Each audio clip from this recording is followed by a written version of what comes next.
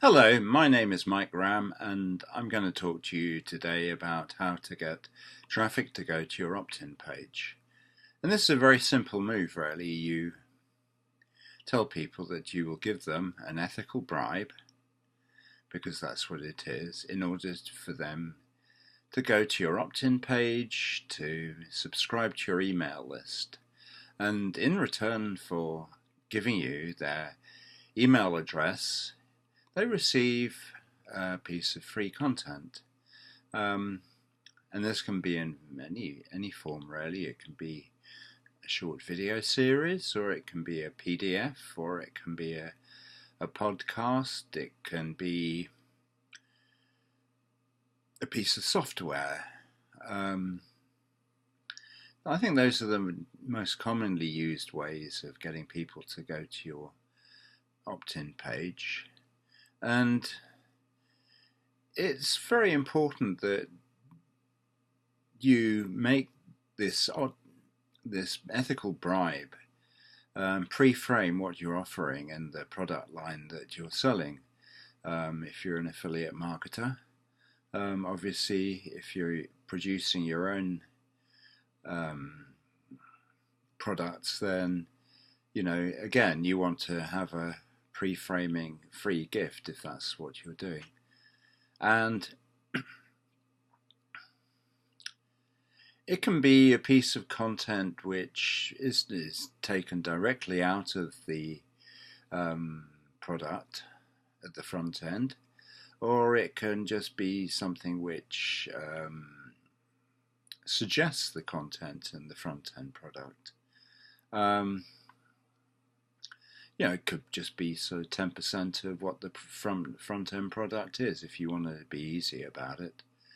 And that's the nature of it, and it's nothing too difficult. It's worth spending time making a good one, because obviously you don't want people to get your free product and think, well, this guy really doesn't bother with what he's putting together. It's just a piece of information. But the most important thing about it is that you create it as near to being congruent with the product line as you can, because it's no good giving people a little PDF about how to look after your Persian cat if you then are handing them products in the weight loss niche, or giving them a product about driving traffic. In fact, if they're only in the dating niche.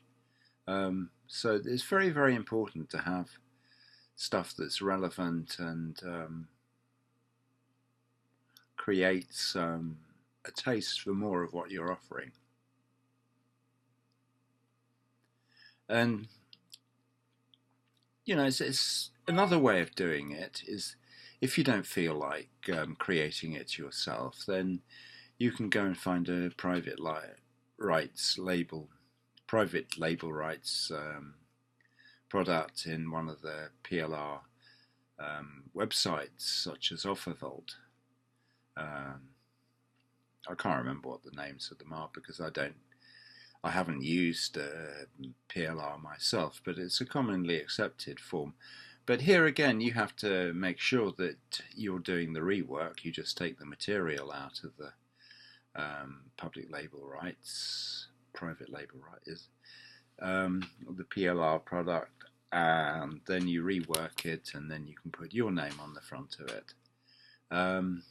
You don't have to rework it that hard, but you do have to make sure it's not quite the same as the original that you've got, which is a reasonable thing to ask. And I know some people really don't like writing at all, others aren't very good at it, but you have to put a little bit of effort into it, and then you doll it up by giving it a cover and try and make it look like a professional piece, because in this day and age it's important to get things looking slightly better than just something you've worked on very, very sketchily.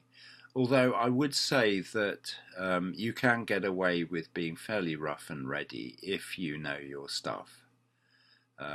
because that's more important than the presentation. And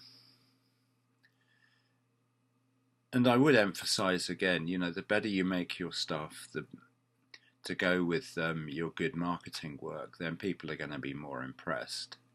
Now, why would one choose to do a video as opposed to a PDF? Well, a video is useful in as much as it shows people you actually exist and that you're a real human being and you can get on some sort of wavelength with them. And if they know that you're a human just like them, then it gives them a chance to assess you as a person and whether you're trustworthy or not.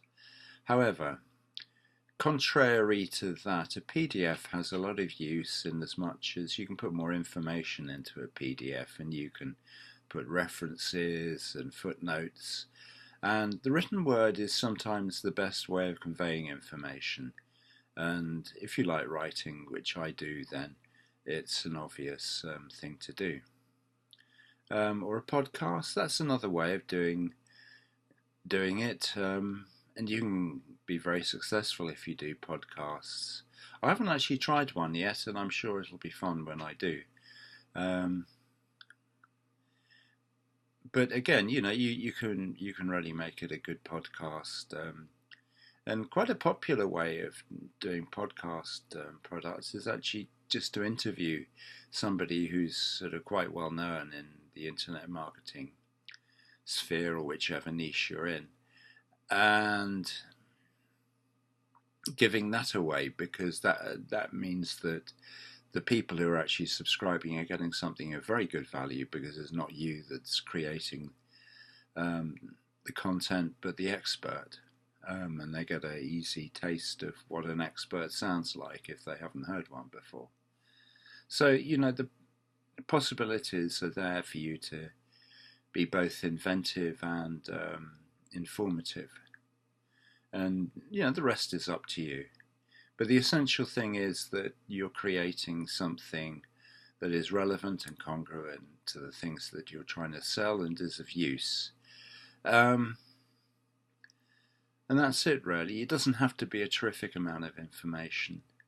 In the old days, it used to be the custom that, you give them sort of the contents of sort of small library as a free gift. But nowadays, free products are maybe seen as lesser values. They're certainly very good value in getting subscribers' email address, and they can contain enough information to whet the appetite for more. But I think there's a sort of sense that if you have to pay for it, you're going to get greater value, and that's something certainly I feel.